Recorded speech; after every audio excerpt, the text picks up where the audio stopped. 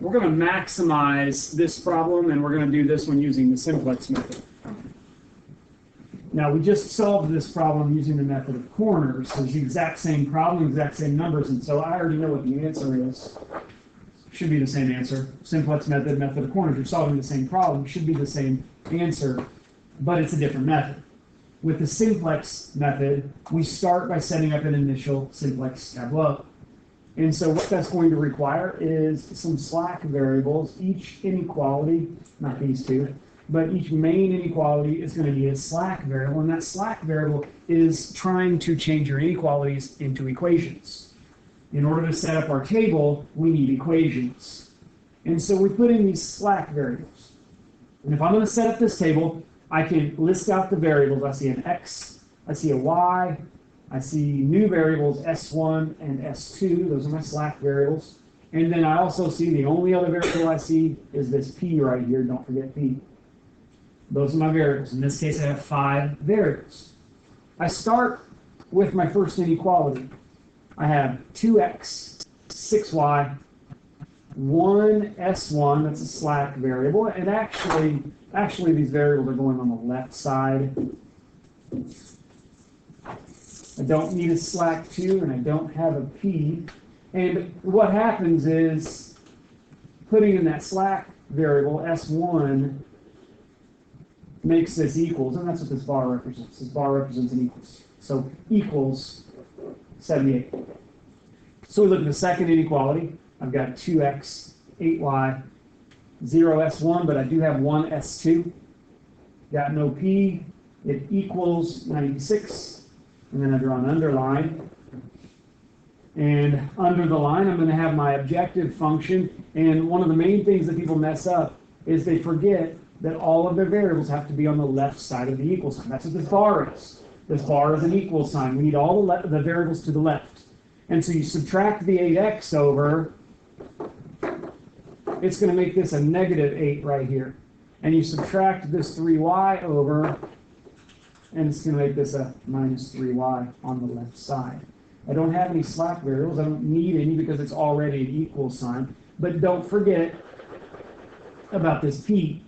You've got 1 p in this equation.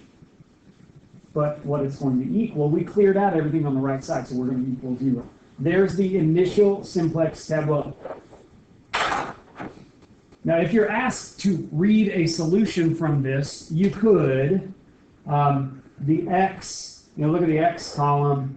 The x column is going to indicate that x would equal 0, and the y column is going to indicate that y equals 0, and you can see from the p column that p is going to equal 0. Now, obviously, that's not the maximum, and you can kind of compare it back to when we did the graph. That looks like this corner right here. When x was 0 and y was 0, the profit was 0. That's not a very good maximum, and so there's probably a better answer here.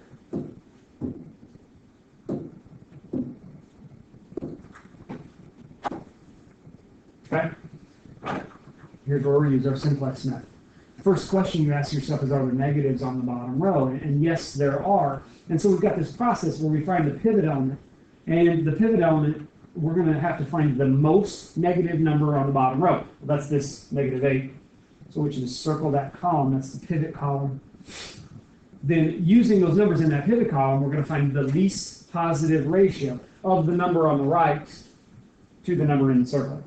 So 78 divided by 2 is 39, and 96 divided by its corresponding 2 is 48.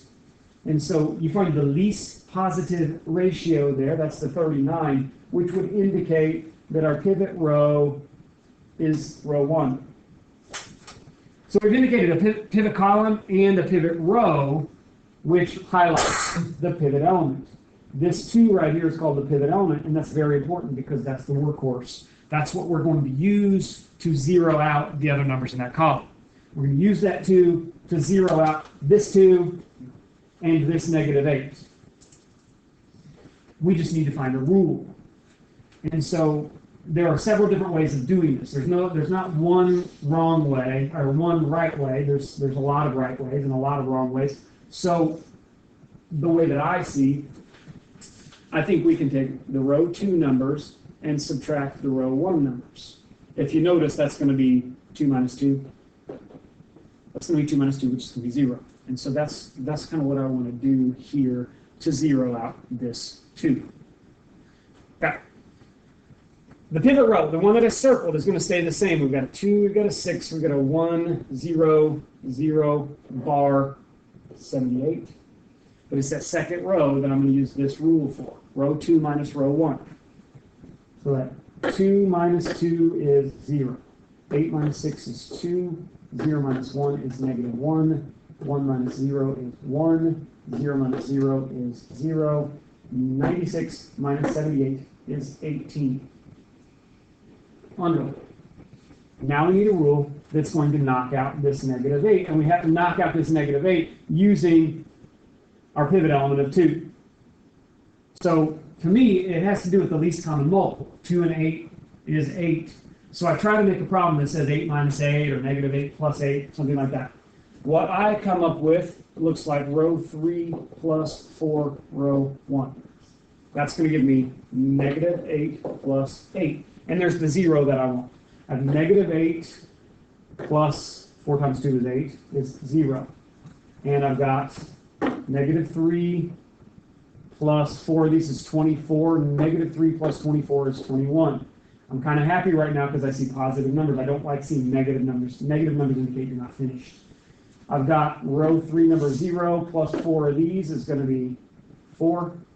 I've got 0 plus 4 of these is going to be 0. I've got 1 plus 4 of these zeros is still 1. And I've got 0 plus 4 of these 78s. 4 times 78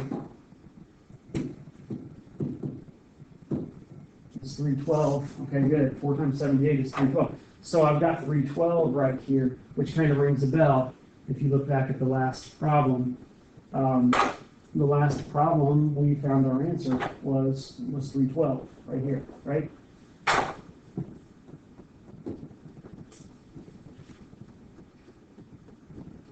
So I look at my table, and because I don't see any negative numbers down here on the bottom row, I know that I'm finished. We always ask ourselves, are there negatives? And in this case, no, there are no negatives on the bottom. And so that indicates that I'm finished and I would have my optimal solution.